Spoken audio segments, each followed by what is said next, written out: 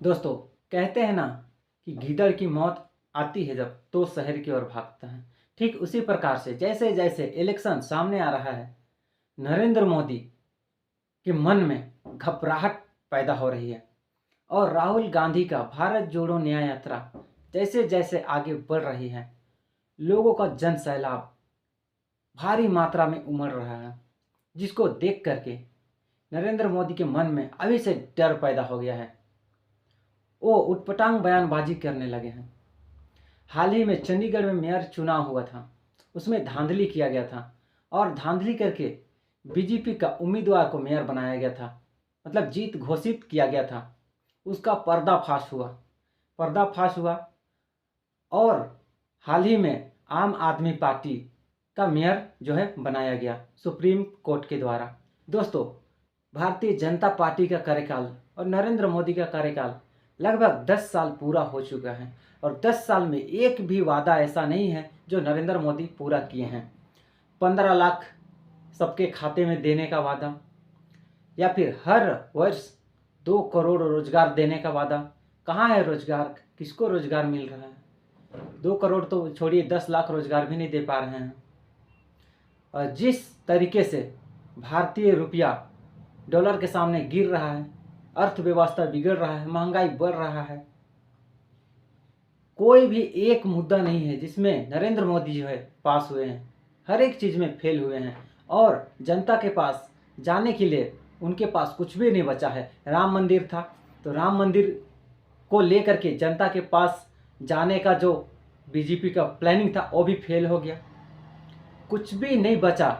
और अब ऐसा लग रहा है कि 2024 में शर्मनाक हार होगा, 50 सीट लाना मुश्किल हो जाएगा बीजेपी को।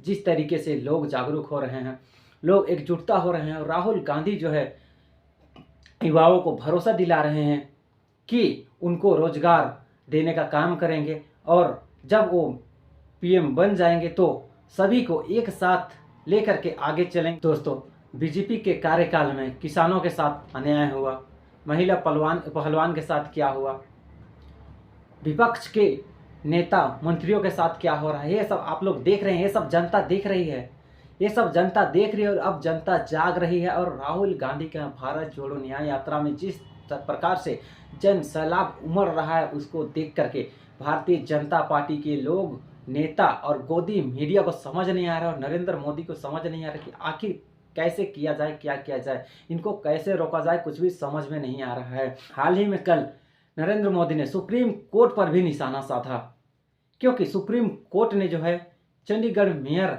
चुनाव में जो गलत तरीके से भारतीय जनता पार्टी के उम्मीदवार को मेयर बनाया गया था, उसका जो है सही तरीके से आम आदमी पार्टी के उम्मीदवार को मेयर बनाया और जो धांधली हुआ था, जो धांधली किए थे, उन पर कार्रवाई करने का बात जो है सुप्रीम कोर्ट के द्वारा कहा गया, उसको लेकर के भी नरेंद्र मोदी जो है बौखलाए हुए हैं।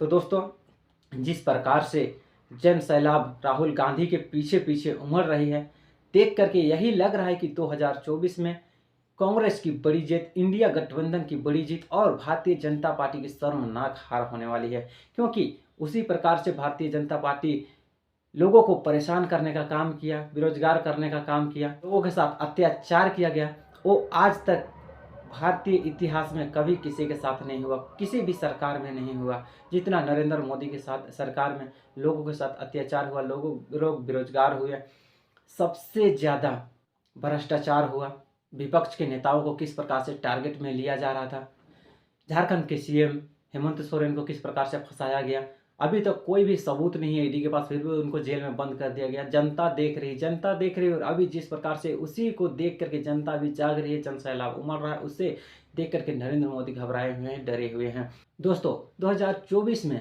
भारतीय जनता पार्टी की सरकार जाने वाली है और कांग्रेस की सरकार, इंडिया गठबंधन की सरकार आने वाली है। आपको क्या लगता है 2024 इलेक्शन में कौन, किसकी सरकार आएगी और किसकी सरकार जाएगी? कमेंट करके जरूर बताइए। मेरा चैनल को सब्सक्राइब नहीं किया है, सब्सक्राइब करके बेल का आइकन है उसको भी प्रेस कर दीजिए। मैं ग्राउंड रिपोर्टिंग करके आप लोग को ग्राउंड का भी खबर दिखाने का प्रयास करूंगा। तो चलिए दोस्तों, मिलते हैं अगले वीडियो में, तब तक के लिए बाय, जय हिंद, वंदे मातरम।